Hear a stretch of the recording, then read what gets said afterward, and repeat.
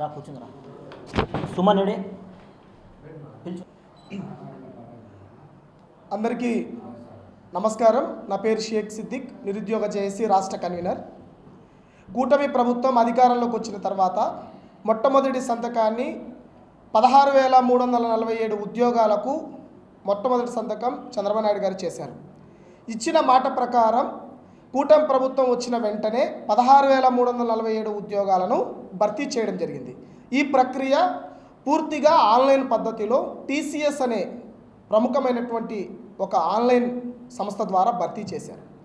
ఇక్కడ వైఎస్ఆర్ కాంగ్రెస్ పార్టీ ఈ ఒక గొప్ప మెగా డిఎస్సి అంశాన్ని లేనిపోని నిందలు వేస్తూ దీన్ని ఎలాగైనా కూడా ప్రజల్లో వ్యతిరేకతను తీసుకొని రావాలి, యువతలో నిరుద్యోగుల్లో కూటమి ప్రభుత్వం మీద ఉన్నటువంటి సానుకూల అంశాన్ని వ్యతిరేకంగా తీసుకొని రావాలనేటువంటి ఒక కుట్రపూరితంగా మెగా డిఎస్సి మీద ఆరోపణలు చేస్తున్నారు. నిన్న వైఎస్ఆర్ కాంగ్రెస్ పార్టీకి సంబంధించినటువంటి నాయకులు ర్యాలీని నిర్వహించారు. ఇది అనౌన్స్ చేసింది జగన్మోహన్ రెడ్డి గారు. ఆ పార్టీకి సంబంధించినటువంటి అధ్యక్షులు అనౌన్స్ చేశారు. ఎక్కడ కూడా రాష్ట్రంలో ఒక్క చోట కూడా ర్యాలీలో పాల్గొనకుండా బెంగళూరుకి తరలి వెళ్ళడం జరిగింది. అంటే లేనిపోని ఆరోపణలు చేస్తూ ఒక అసత్యాన్ని పదే పదే చెప్పి దాన్ని నిజమని ప్రజలు నమ్ముతారు అనేటువంటి ఒక దుర్బుద్ధితో మాత్రమే మెగా డిఎస్సి మీద ఆరోపణలు చేస్తున్నారు. జగన్మోహన్ రెడ్డి గారు ఒక ట్వీట్ చేశారు. నేను కూడా ఢిల్లీలో జరిగినటువంటి ఆందోళనలో నేను కూడా ఒక కాక్రోచ్ మాదిగా ఆంధ్రప్రదేశ్ రాష్ట్రంలో డిఎస్సి మీద ఉద్యమిస్తానని చెప్పాడు. అయ్యా జగన్మోహన్ రెడ్డి గారు, మీరు కాక్రోచ్ అని మీకు స్వయం ప్రకటితం చేసుకుంటున్నారు. మీరు కాక్రోచ్ కాదు. ఈ రాష్ట్రంలో ఉన్నటువంటి విద్యార్థులను, యువతను, ఈ రాష్ట్ర ప్రజలను పీక్క తిన్నటువంటి, రక్తాన్ని పీల్చినటువంటి జలగ మీరు ఆంధ్రప్రదేశ్ రాష్ట్రంలో ఉన్నటువంటి నిరుద్యోగ యువతను పచ్చిగా తడిగుడ్డలతో మోసం చేసి గొంతులు కోసినటువంటి వ్యక్తులు జగన్మోహన్ రెడ్డి గారు. మీరు ఇవాళ 16,347 టీచర్ ఉద్యోగాలను నారా లోకేష్ గారి సారథ్యంలో భర్తీ చేశారు. క్వశ్చన్ పేపర్ అక్రమాలు అని అంటున్నారు. కనీసం మీకు జ్ఞానం ఉందా? మీరు చదువుకున్నారా? ఇంతకు మాజీ ముఖ్యమంత్రిగా మీరు ముఖ్యమంత్రిగా పనిచేశారు కదా. అక్రమాలంటే ఏంటి? క్వశ్చన్ పేపర్ లీక్ ఎక్కడైనా జరిగిందా? ఒక్క క్వశ్చన్ పేపర్లో ఒక క్వశ్చన్ అన్న బయటకు వచ్చిందా? ఎవరైనా డబ్బులు పెట్టి కొన్నట్టు ఎవరైనా ఆధారం ఉందా? ఇచ్చిన వాళ్ళు ఎవరు? తీసుకున్న వాళ్ళు ఎవరు? ఎక్కడ కూడా ఒక్క చిన్న తప్పు కూడా జరగకుండా నారా లోకేష్ గారి ఆధ్వర్యంలో, చంద్రబాబు నాయుడు గారి సారథ్యంలో నియామకాలు జరిగితే కావాలని దుష్ప్రచారం చేస్తున్నారు. స్పోర్ట్స్ కోటాల అక్రమాలు అంటున్నారు. మీ హయాంలో గ్రామ వార్డు సచివాలయాల భర్తీ జరిగింది. అక్కడ కనీసం ఒక్క సర్టిఫికెట్ కూడా ఒక్క క్యాండిడేట్ దగ్గర లేకున్నా కూడా మీరు ఉద్యోగాలు ఇచ్చినటువంటి పరిస్థితి. ఇదే కడపలో జెడ్పీలో చూసాం మనం. జెడ్పీలో 15 మంది నిరుద్యోగుల దగ్గర నుంచి, ఒక్కొక్కరి దగ్గర నుంచి 15 లక్షలు 17 లక్షలు డబ్బులు తీసుకొని మీరు ఆఫీస్ సబార్డినేట్ పోస్టులు మీరు అమ్ముకున్నారు. మీ నాయకులు వాటి మీద విచారణ జరపాలని చెప్పేసి నేను రాష్ట్ర ప్రభుత్వాన్ని డిమాండ్ చేస్తున్నారు. మెగా డిఎస్సి మీద కావాలని పదే పదే దుష్ప్రచారాలు చేస్తూ లేని అక్రమాలను దీనిపైన అంటగట్టు మీరు నిరుద్యోగులు ఒక భయాందోళన పరిస్థితులు తీసుకొని వస్తున్నారు. రాష్ట్రంలో కూటమి ప్రభుత్వం జాబ్ క్యాలెండర్ ఇచ్చింది, మరో టెట్ ఇచ్చింది, మరీ డిఎస్సి ఇస్తామంటున్నారు. ఇవి నిరుద్యోగుల్లో, విద్యార్థుల్లో ఒక సానుకూలమైనటువంటి దృక్పథం ఉంటే కావాలని చెడగొట్టాలనేటువంటి ఒక దుర్బుద్ధితో మాత్రమే మీరు చేస్తున్నారు. ఇవాళ నిరుద్యోగ యువత అందరూ కూడా అనుకుంటున్నారు, నేను కాక్రోచ్ అన్నాడు కదా, జగన్మోహన్ రెడ్డి గారు కాక్రోచ్ కాదు, ఇతను ప్రజల యొక్క, యువత యొక్క రక్తాన్ని పీల్చే జలగలాంటి వాడని చెప్పేసి నిరుద్యోగులు అనుకునేటువంటి పరిస్థితి ఉంది. కాబట్టి వైఎస్ఆర్ కాంగ్రెస్ పార్టీకి సంబంధించిన నాయకులు నేను ఒకటే హెచ్చరిస్తున్నారు, దయచేసి మీరు రాజకీయం చేయండి, కానీ ఉద్యోగాల మీద, నిరుద్యోగ యువత మీద, పరిశ్రమలో వస్తున్నటువంటి పరిశ్రమలు అడ్డుకునేటట్లు మీరు ఈ విధంగా చేస్తే చరిత్రహీనులుగా మీరు మిగిలిపోతారని చెప్పేసి మీరు దయచేసి ఇలాంటి ఆరోపణలను మీరు వెనక్కి తీసుకోవాలని చెప్పేసి మేము రిక్వెస్ట్ చేస్తున్నాం.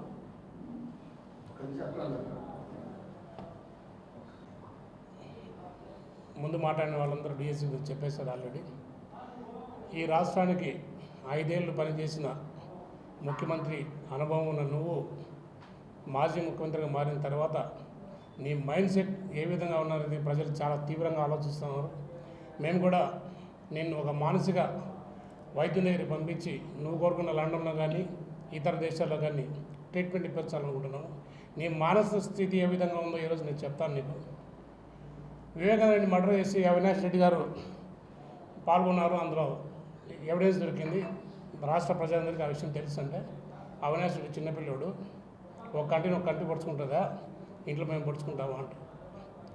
పిల్లసాయి అనే రౌడీ షీటర్ తన మిత్రుడిని హత్య చేసి ఒక 13 ఏళ్ల బాలికను రేప్ చేసి వాడిని ఫ్రెండ్స్తో రేప్ చేసి ఆ అమ్మాయిని చంపేస్తే ఫోక్సే కేసు, మర్డర్ కేసు, 16 క్రిమినల్ కేసులు ఉన్న వాడిని పట్టుకొని చిన్నపిల్లడు ఏదో తెలియక రేప్ చేశాడంట, ఏదో తెలియక మర్డర్ చేశాడంట.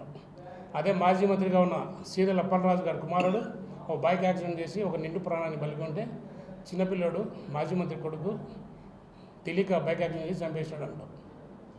నువ్వు అసలు ఏంది నీ మైండ్ సెట్ ఏంది అని అడుగుతున్నాను. నీ మైండ్ సెట్ ఏంది అని అడుగుతా ఉన్నా నేను. ఈ రాష్ట్ర ప్రజలకు కానీ యువతకు కానీ ఏం చెప్పదలుచుకున్నావు? పోలవరం నిర్మాణం అంటే అవకతవకలు అంటావు, నిరూపించక బయటికి వెళ్ళిపోతావు. అమరావతికి 33 ఎకరాల భూములు రైతులు ఇస్తే ఒక 5 మందిని 10 మందిని పోగేసి వాళ్ళందరినీ అమరావతి నిర్మాణం అడ్డుకోమని చెప్పి వాళ్ళందరినీ ఉసిగలుపుతావు. అక్కడ ఫెయిల్ అయిపోయిన తర్వాత అక్కడి నుంచి మళ్ళీ ఇంకొక దానికి వెళ్తావు. మళ్ళీ డిఎస్సి అక్రమాలు అంటావు. డిఎస్సి అక్రమాల కింద విద్యాశాఖ మంత్రి గారు ఓపెన్ ఛాలెంజ్ చేస్తున్నారు. ఎందుకు నువ్వు బయటికి రావు? ఎందుకు నువ్వు స్పందించవు? బహిరంగ చర్చకు సిద్ధమా అంటున్నారు ఆయన.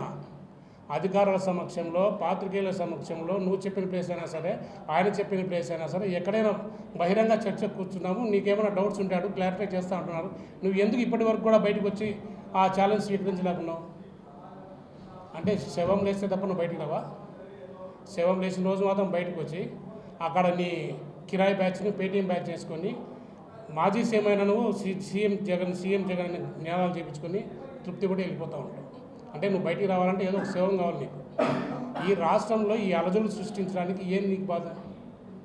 ఎందుకు ప్రతి ప్రోగ్రాంలో ఫెయిల్ అయిపోతున్నావు? ఇతనికి వచ్చిన ప్రాబ్లం ఏంటంటే ఏదైనా గవర్నమెంట్ వచ్చిన తర్వాత 2 ఏళ్ళ తర్వాత ఎక్కడో ఒకసారి కొంత నెగిటివిటీ ఏర్పడుతుంది, దాన్ని క్యాష్ చేసుకోవాలని ఇతని తాపత్రయం. కానీ తెలుగుదేశం పార్టీ వచ్చిన 2 ఏళ్ళ తర్వాత కూడా ప్రజల్లో ఇంకా అభిమానం పెరుగుతుంది తప్ప ఎక్కడ కూడా తిరస్కరణకు గురి కావడం లేదు. కార్యకర్తలకు ఎంత మర్యాద ఉందో, పార్టీకి ఎంత మర్యాద ఉందో చంద్రబాబు పట్ల, లోకేష్ గారి పట్ల పూర్తి విశ్వాసాన్ని రాష్ట్రంలో ప్రదర్శిస్తూ ఉన్నారు. మేము ఇవాళ 2 సంవత్సరాల కార్యక్రమం విజయవంతంగా పూర్తయింది కాబట్టి మేము ప్రజల్లోకి వెళ్తున్నామని, ఈ ప్రజల్ని పోకుండా ఎలా ఆపాలా, వీళ్ళని ఎలా కట్టడి చేయాలా, ప్రజల్లోకి పోతే ఈ పార్టీకి ఇంకా బలం పెరుగుతుందనే ఉద్దేశంతో ఇతను లేనిపోని డ్రామాలు క్రియేట్ చేస్తూ మళ్ళీ నిన్న డీసీలో మోసాలంటూ ఒక ర్యాలీని నిర్వహించాడు. మీరు ఎందుకు బహిరంగంగా చర్చకు రాకుండా ఈ ప్రజలు తప్పుదో పట్టించి ర్యాలీలు చేయాల్సిన అవసరం ఏముంది? దయచేసి జగన్ గారు మీ మైండ్ సెట్ మార్చుకోండి. ఇప్పటికైనా కూడా ప్రతిపక్ష హోదా లేని ప్రతిపక్ష నేతగా మీకు చెప్తా ఉన్నా, ప్రజా సమస్యలు ఏమైనా ఉంటే నిండుగా మీరు చర్చించండి, ప్రెస్ మీట్ పెట్టండి, డైరెక్ట్గా ముఖ్యమంత్రి గారిని అడగండి, ఇవన్నీ అడగండి. అసలు మీరు అసెంబ్లీకే పోరు. మీకు ఆ ధైర్యం ఉంటే డిఎస్సీలో అక్రమాలు జరిగింటే, అమరావతిలో అక్రమాలు జరిగింటే, పోలవరంలో అక్రమాలు జరిగింటే, లిక్కర్ స్కామ్లో అక్రమాలు జరిగింటే, ఎవరైనా తెలుగుదేశం పార్టీ హత్యలు ప్రేరేపించి ఉంటే ఎందుకు మీరు అసెంబ్లీకి వెళ్ళి ధైర్యంగా నిలదీయరు? ఎందుకు మీరు అసెంబ్లీలో అడుగు పెట్టరు? అసెంబ్లీలో అడుగు పెట్టని మీకు ఎక్కడి ఉంది హక్కు? కాబట్టి రాష్ట్ర ప్రజలందరూ కూడా ఈ విషయాలన్నీ పరిశీలనగా చూడాలి. ఈ కళ్ళబల్లి మాటలు చెప్పే వైసీపీ నాయకుల్ని మీకు తగిన విధంగా బుద్ధి చెప్పాలని ఈ సందర్భం కోరుకుంటూ సెలవు తీసుకుంటున్నాను.